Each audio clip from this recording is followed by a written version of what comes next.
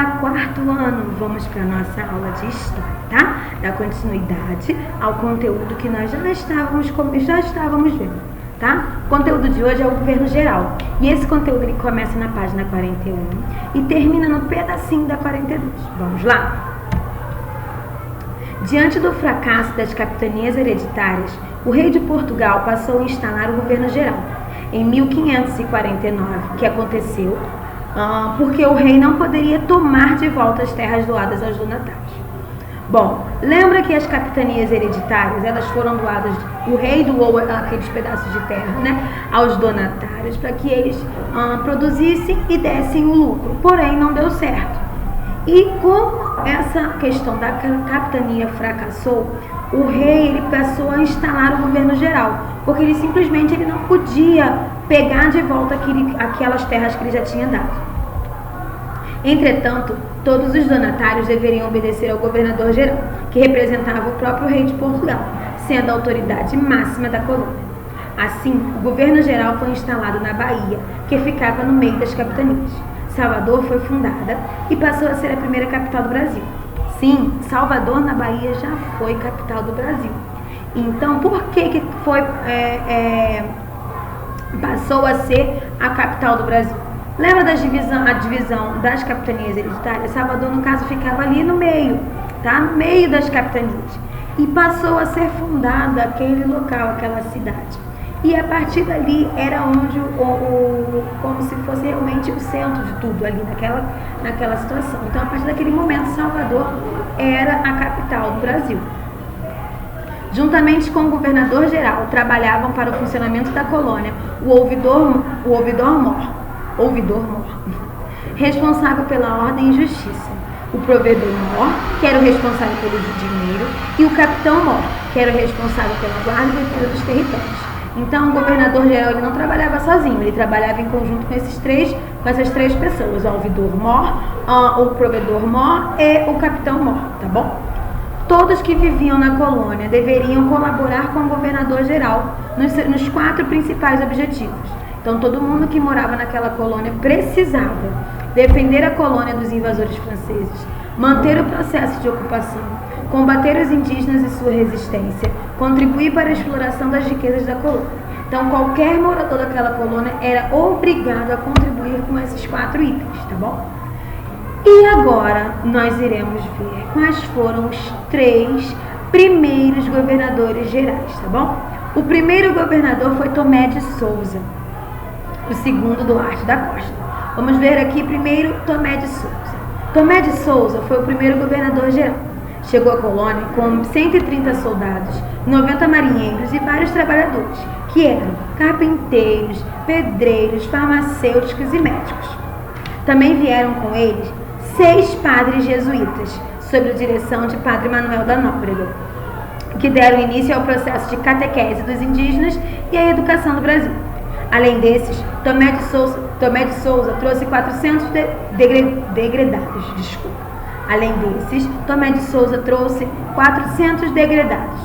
Homens, que eram eles? Quem eram eles? Eram homens que haviam cometido algum tipo de crime e tinham de cumprir o desterro, ou seja, eram condenados a viver fora de Portugal. Era como se eles tivessem sido exilados, proibidos de ficar lá, porque cometeram algum tipo de crime. O governo português, então, mandou para viver na colônia. Entre as principais realizações de Tomé de Souza estão a fundação de Salvador, o desenvolvimento da cultura da cana-de-açúcar e o início da criação de gado. Então, Tomé de Souza, ele trouxe com ele trabalhadores, padres e também essas pessoas que tinham cometido crimes. E eles também teve muitas realizações. As principais foram essas: a criação de Salvador, o desenvolvimento da cultura da cana-de-açúcar e o início da criação de gado. Lembra que essas 3 principais, elas eram o início da questão da economia, né? Rodeavam das riquezas, não é? Foi iniciado lá com Tomé de Souza, que foi o primeiro governador geral. O segundo governador geral foi em 1553. O nome dele era Duarte da Costa. E ele substituiu Tomé de Souza. Então, Tomé de Souza saiu do governo geral e logo em seguida entrou Duarte da Costa. Ele trouxe para o Brasil Dom Álvaro, seu filho. Além dele, trouxe alguns jesuítas, entre eles o padre José de Anchieta, que fundou, junto com Manuel da Nóbrega, o Colégio de São Paulo de Piratininga. Começava a história da educação brasileira. Duarte da Costa perdeu o cargo de governador-geral por 2 motivos. Primeiro, ele não fez um bom governo. Apesar de ter dado início à história da educação brasileira, ele não teve um bom governo. E depois, o seu filho, lembra, Dom Álvaro, ele fez vários, ele causou muito, criou muitos problemas e problemas sérios para toda a colônia. Então, Duarte da Costa, ele teve que sair do mandato, né, porque ele teve um governo ruim e seu filho criou problemas sérios. Porém, durante o período em que ele esteve no governo como governador-geral, ele trouxe com ele o padre José de Anchieta, e esse padre que veio junto com ele trouxe também, né, Manuel da Nóbrega, que então foi importante, que foi a partir daí que começou a questão da história da educação brasileira. A partir desse momento, algumas pessoas começavam a estudar, tá? E temos também o terceiro governador-geral, que já era em 1558. O terceiro governador-geral tinha o nome de Mendes Sá. E ele foi nomeado novo governador-geral depois que Duarte da Costa teve que se retirar. Ele conseguiu resolver os problemas deixados por Duarte da Costa.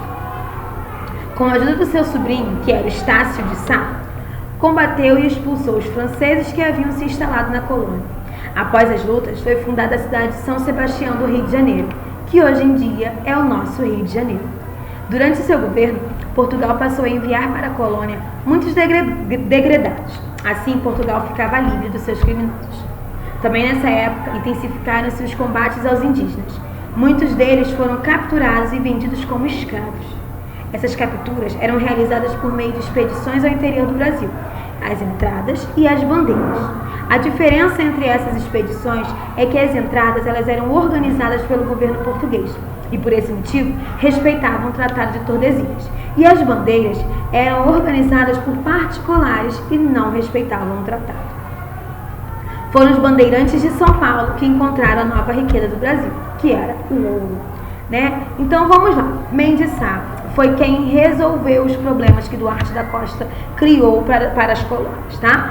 Ele combateu, ele lutou e ele conseguiu expulsar os franceses que vinham se instalando para roubar, para piratear o que era riqueza por aqui. Depois disso tudo, ele conseguiu expulsar, ele lutou, e depois da luta, ele conseguiu criar a cidade, que naquela época ela era chamada de São Sebastião do Rio de Janeiro. Hoje em dia é o local onde nós moramos, que é a cidade do Rio de Janeiro, tá bom? Durante o governo, o Portugal, lembra que Portugal mandava alguns criminosos, porque eles eram expulsos do país? Durante o governo de Mendes Sá, esses criminosos também vieram para o Brasil. Porque assim Portugal ele ficava livre dos criminosos e eles ficavam todos por aqui. Nessa época também, eles capturavam muitos os índios, tá? E alguns deles, eles eram capturados e eles eram vendidos como escravos. Essas capturas, elas eram sempre realizadas lá no interior. E tinham 2 tipos. Uma era as entradas e outras eram as bandeiras. Qual era a diferença? As entradas, elas eram organizadas pelo governo português. Então, lembra lá do Tratado de Tordesilhas? Então, o governo português, ele tinha essa questão da captura, porém, ele respeitava o Tratado de Tordesilhas. Ele só capturava índios que estavam do lado que pertencia a Portugal. Já as bandeiras, já os bandeirantes, eles não eram do governo português, então eles não respeitavam o Tratado de Tordesilhas. Eles capturavam, eles iam atrás de índios de todo o território que eles encontraram, todo o território brasileiro, tá bom?